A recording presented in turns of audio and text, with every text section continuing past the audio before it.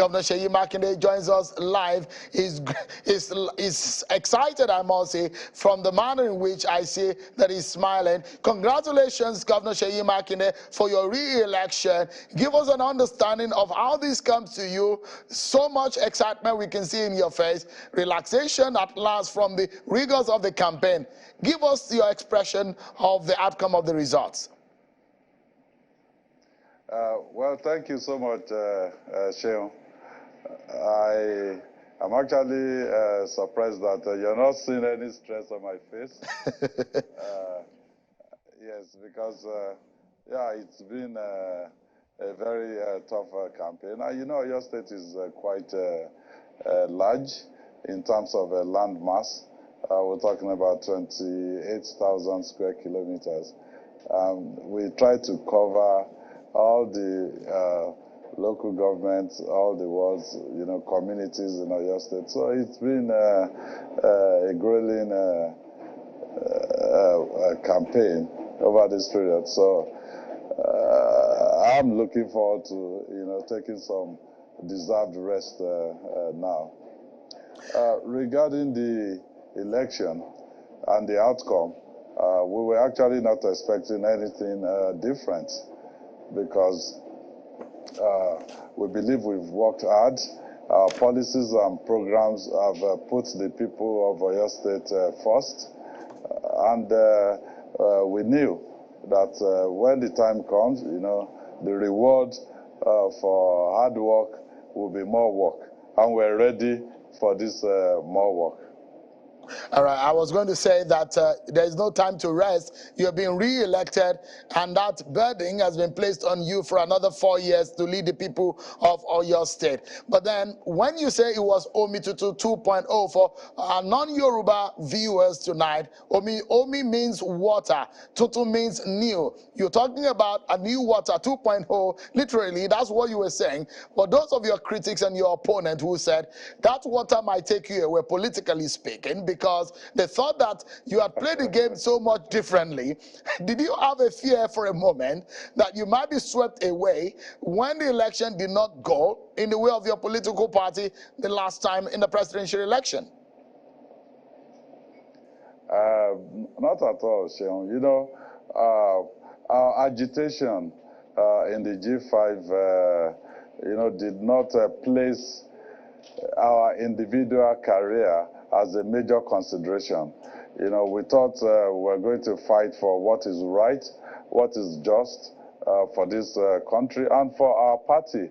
We said, look, we would prefer to see a PDP that will obey its own constitution, because rotation and zoning of government and party offices is there, is part of PDP's constitution.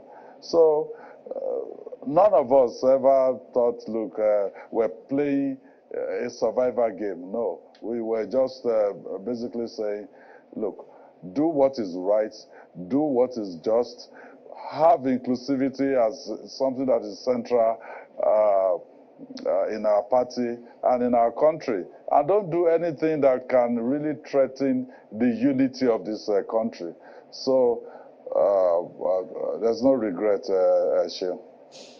The rebellion, that is what is being described in some part of your party, some members of your party, they call it rebellion, disloyalty. Your opponents within your party have described it. But did you think that it paid off? For a moment, a lot of people thought that you worked for Bola Tinubu. Confirm to us if that was true, because he won in the presidential election. You said you wanted to work for a southern president. Was that what exactly played out? Well, Sheon, just now, I was listening to you talking about Yobe State.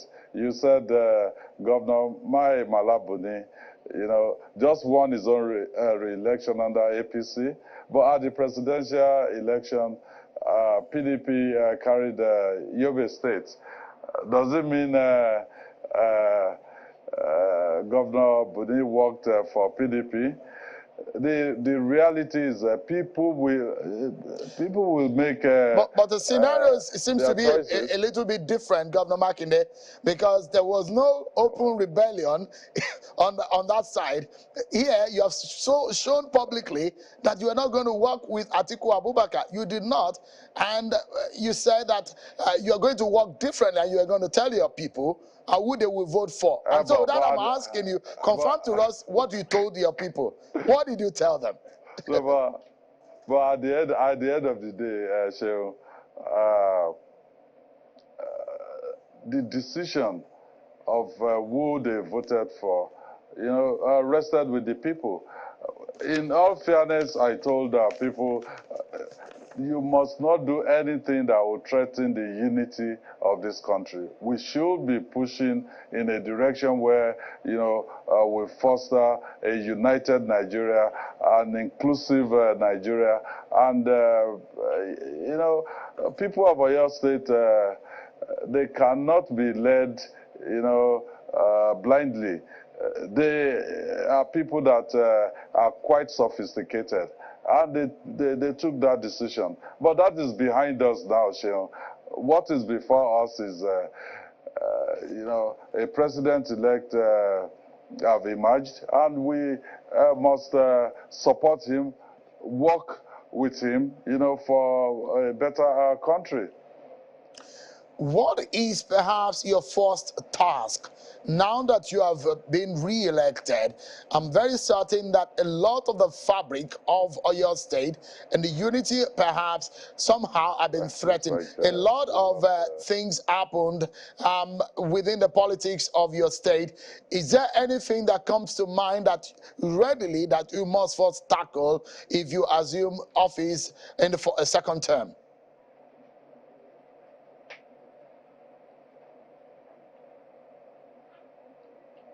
Seems to have lost connection with him, but just stay with me, Governor Makinde. Allow my colleagues to be able to fix that for us so that we can hear ourselves clearly.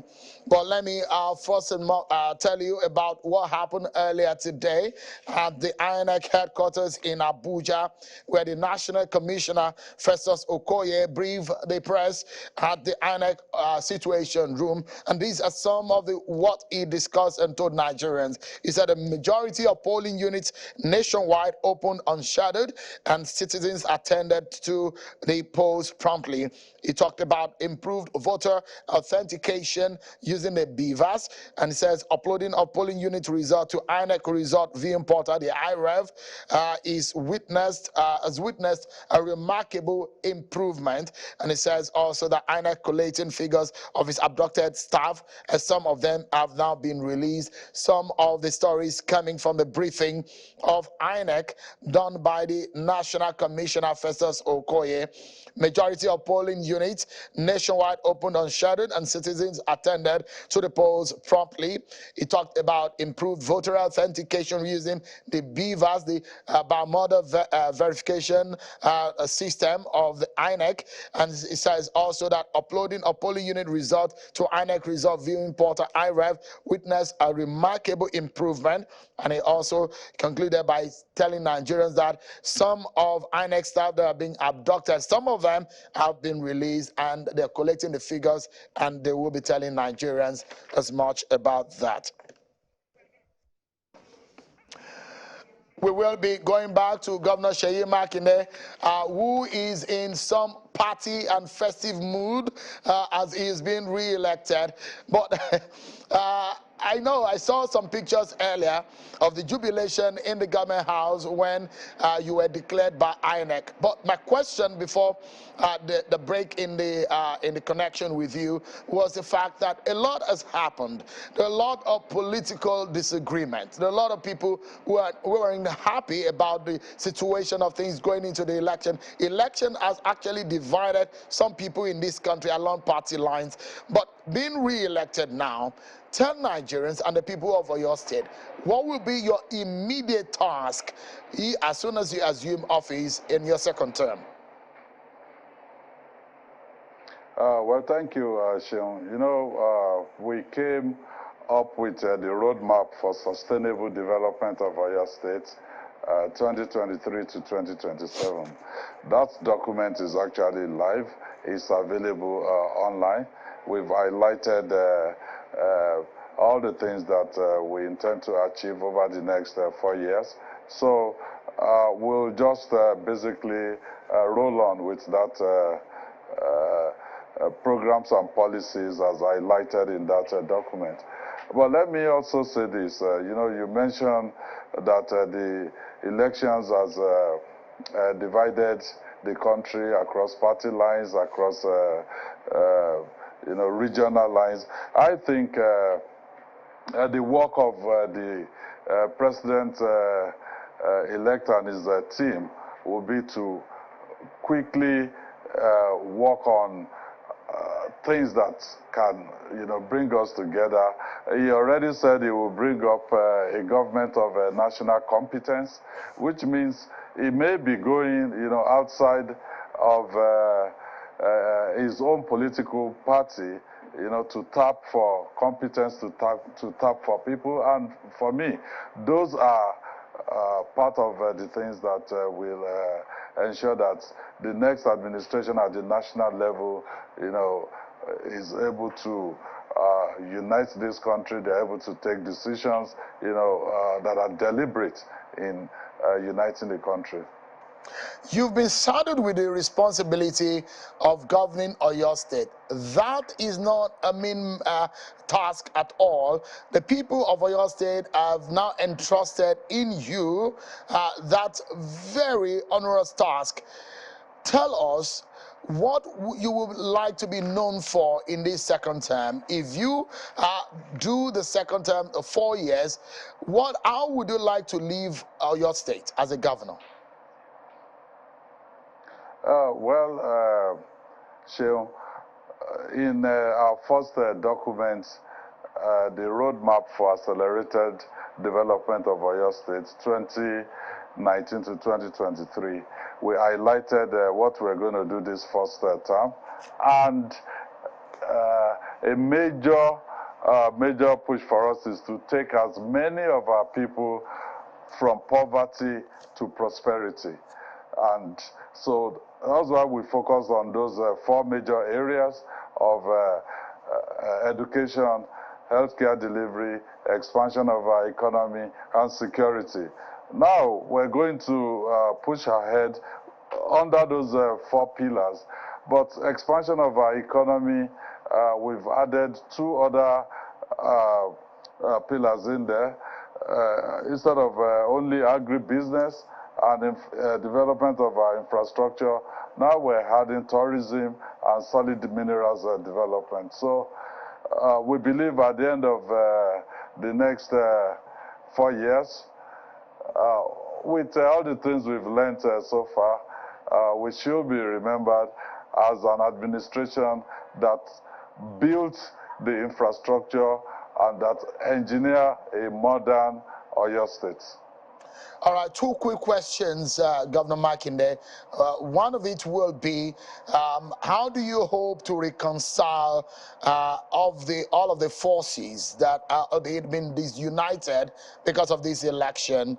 And I'm not only talking about within your political party, but outside of your political party, especially in Oyo State. Are you hoping to reach out to all and sundry? Well, I will reach out to everybody, but remember, Sean, that I already mentioned that even my first term, I came in without a godfather, but with God the Father and the people of Oyo State. So I'm not encumbered in any way. So we will push ahead with programs and policies that put the people of Oyo State first. And in terms of managing our stakeholders, which was a major distraction the first time, I think we can do that better because we've learned some lessons, and those lessons we've learned will be put into use in stakeholders management within PDP in Oyo State and within the wider state itself. Well, I must remind you, I'm very sure that you know this too well, that Oyo State, historically and politically speaking, they do not reward governors with a second term. You are perhaps the second governor to have enjoyed that, if my history is right. But a lot of lessons must have been learned in all of this process. Tell Nigerians tonight, Governor Makinde, in all fairness and truth, what is your major lesson? And having run this race, it was a tough one. What is your biggest lesson out of this? Well, like I mentioned, managing the stakeholders. For instance, I approached a community and I said, look, we need to link this community, to the rest of the state. So we're going to build a road into this community.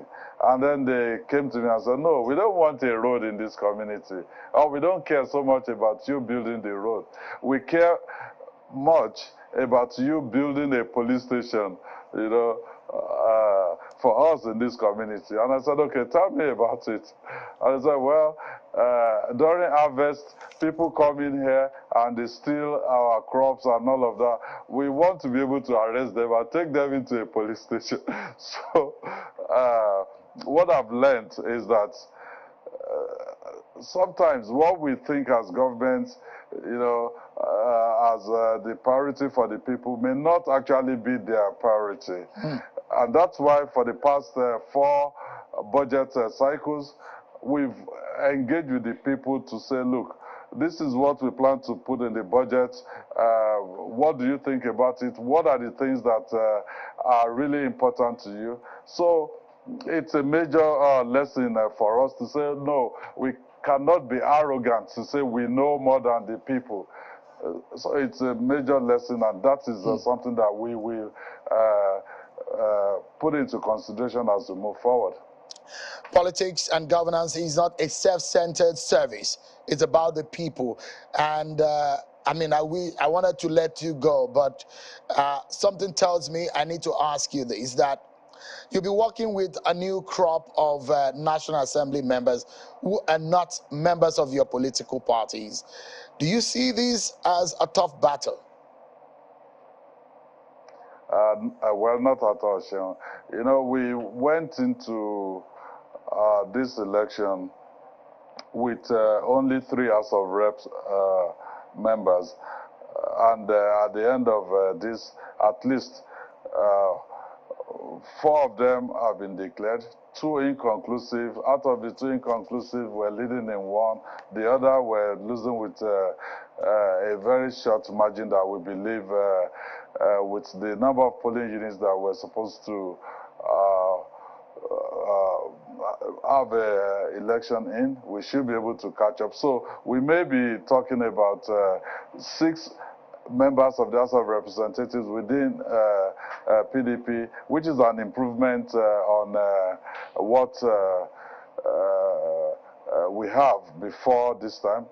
Also, at the senatorial level, we're carefully studying the results, and where we've noticed infractions, we believe we'll be approaching the tribunal. So when the dust is settled in here, we may be having 2 senators and maybe 7, 8 House of Reps members, and that is really a major shift from where we're coming from.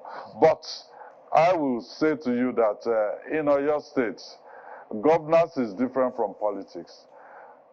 So for me, whether you're of the opposition or you're of PDP, when it comes to what we have to do for the people of Oyo State, we are blind to political party consideration. We just want to focus on the people. Governor Seyi Makinde of Oyo State, who has just been declared winner of the 2023 governorship election in Oyo State, has been re-elected in return. Thank you so much indeed for talking to us. Congratulations again, might be in order. And I'd like you to enjoy your evening. Live very well in the ambience of the festivity that is going on in the government house, and get ready for the task of governing the people of Oyo State. It's actually my Thank you, Shehu. It's actually my house. I haven't lived in the government house for 4 years, so I work from home because the government house is 3 minutes away from my own personal house. So this is where we are. All right. Do enjoy the rest of your evening. Congratulations again, Governor Makinde. Thank you, Shehu. Thank you so much, Thank everyone. you.